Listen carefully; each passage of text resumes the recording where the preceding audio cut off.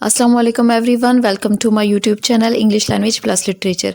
आज की वीडियो के अंदर हम लिंग्विस्टिक के कुछ important short question answer discuss करने जा रहे हैं और ये शॉर्ट क्वेश्चन आंसर आए थे जी सरगोदा यूनिवर्सिटी में 2021 के पेपर में। और सरगोदा यूनिवर्सिटी के कुछ इस तरह का पेपर पैटर्न है कि इसका फर्स्ट पार्ट के अंदर ऑब्जेक्टिव पार्ट है और इसके अंदर 10 क्वेश्चन आंसर आते हैं और सेकंड पार्ट जो सब्जेक्टिव पार्ट है इसमें लॉन्ग क्वेश्चन आंसर शामिल है। और आज की वीडियो के अंदर हम शॉर्ट क्वेश्चन आंसर को डिस्कस करेंगे।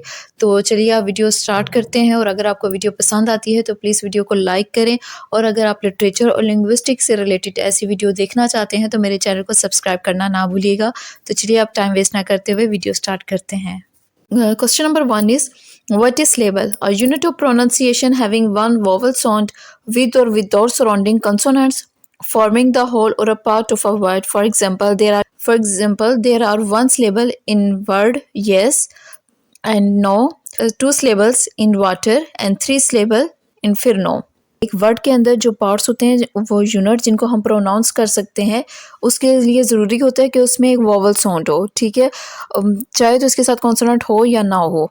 अब जैसे नो है, ये एक इंडिविजुअल तौर पे एक वर्ड है नो, ठीक है। अब इसमें ओ जो सा है ये वॉवल साउंड है। अब इसी तरह नेक्स्ट जो वाटर है इसमें कितने सिलेबल्स शामिल हैं? दो सिलेबल है, डब्ल्यू ए ये एक है, व और टी ई आर टर जो सा है ये सेकंड सिलेबल है। इसी तरह इन्फिरनो के अंदर तीन सिलेबल्स है, इन एक हो गया, फिर नो और ये जो सा है तीन सिलेबल हैं। तो इसके लिए लाजमी होता है कि इसके अंदर एक वॉवल साउंड हो और फिर कॉन्सोनेंट इसमें शामिल हो या ना हो, समटाइम होते भी हैं और sometime. Question number 2 is how is vowel different from consonant, के कॉन्सोनेंट और वॉवल में क्या डिफरेंस है? A vowel is a speech sound made with your mouth fairly open and the nucleus of a spoken syllable.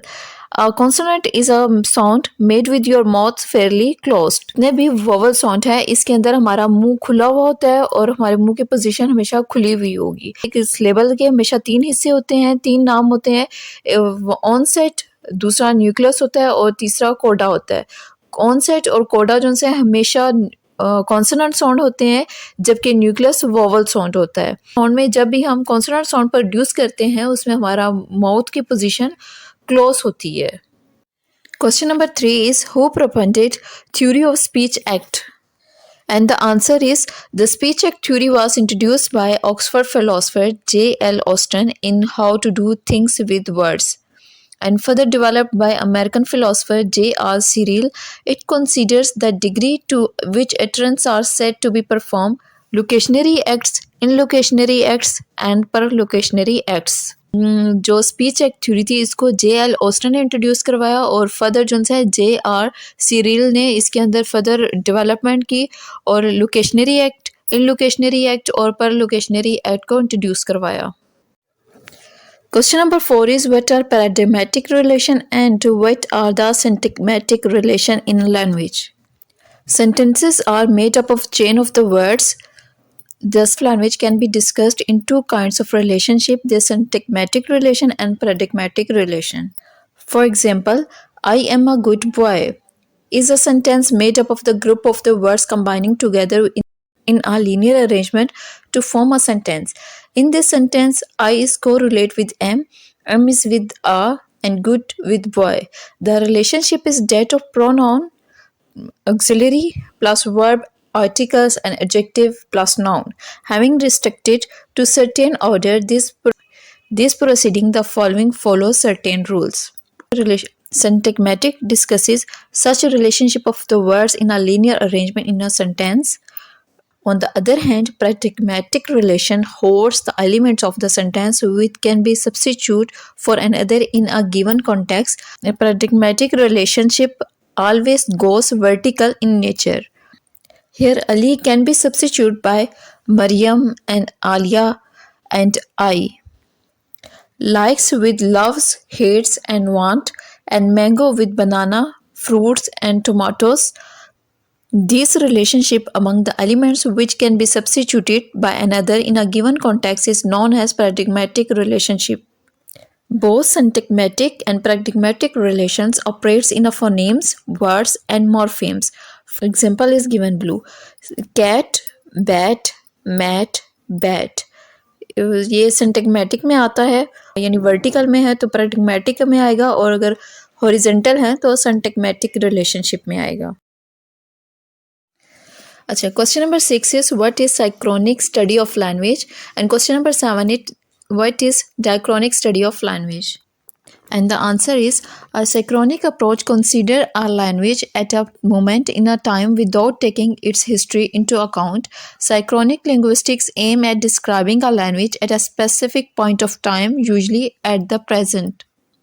साइक्रोनिक study of language का मतलब है कि language के बारे में स्टडी करना और इसकी हिस्ट्री से हमें कोई मतलब नहीं होता, सिर्फ एक स्पेसिफिक टाइम के अंदर जो लिंग्विस्टिक की स्टडी है उसको साइक्रोनिक स्टडी ऑफ लैंग्वेज कहा जाता है। आमतौर पे जो प्रेजेंट टाइम के अंदर जो स्टडी का एक टाइम पीरियड होता है उसको साइक्रोनिक स्टडी ऑफ लैंग्वेज कहा जाता है। जबकि by contrast, a diachronic approach considers the development and evolution of a language through history. Historical linguistics is typically a diachronic study. अब इसमें जो सा है डायक्रोनिक स्टडी में हिस्ट्री और एवोल्यूशन ऑफ लैंग्वेज के बारे में स्टडी किया जाता है, कि यानी आप कह सकते हैं कि स्टार्टिंग से लेके मौजूदा शक्ल तक जो लैंग्वेज की शक्ल है वो किस तरह से आई, उसमें क्या क्या चेंजिंग आई, उन सब के बारे में स्टडी की जाती है। Question number 8 is what is macro linguistic. Macro linguistic is the study of broad influences on language. This study might include psycholinguistic and examines the way language is acquired.